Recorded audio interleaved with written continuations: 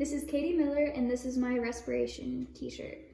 This is the anterior side, and at the top we have the clavicle, which goes along here. This attaches to the sternum at the manubrium. Then below the manubrium is the corpus, and then underneath that is the xiphoid. Next we have the ribs. There are 12 sets of these. There are 7 sets of true ribs, and then 8, 9, and 10 are false ribs, and 11 and 12 back here are floating ribs. After the ribs, we have the pectoralis major. This muscle is involved in inspiration. And then we have the external intercostals, which are right here. They're involved in inspiration. And then we have the internal intercostals, which are involved in expiration. After those, we have the pectoralis minor right here. This is involved in inspiration. And then we have the serratus anterior, which goes along ribs 1 through 9, and that is involved in inspiration. We have the rectus abdominis, which is involved in expiration.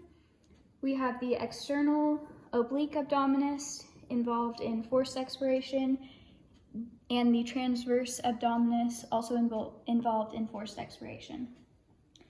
Next we have the linea alba, which goes along here, and then we have the inguinal ligament right here, and then the iliac crest, and then at the top we have the sternocleidomastoid, which is involved in inspiration. On the back side of the t-shirt, we have the vertebrae.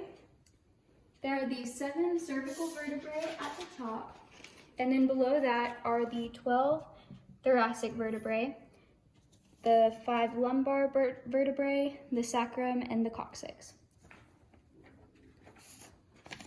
Connected to the 12 thoracic vertebrae are the 12 sets of ribs. And then after that we have the iliac crest down at the bottom. There is the trapezius, which is involved in inspiration, the latissimus dorsi, involved in forced expiration, the levator scapulae, involved in inspiration, the rhomboideus minor right here, and rhomboideus major right here. Both of these are involved in inspiration.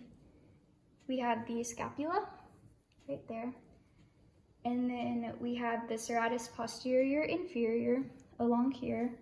These are involved in expiration, and then we have the quadratus lumborum, which is involved in forced expiration.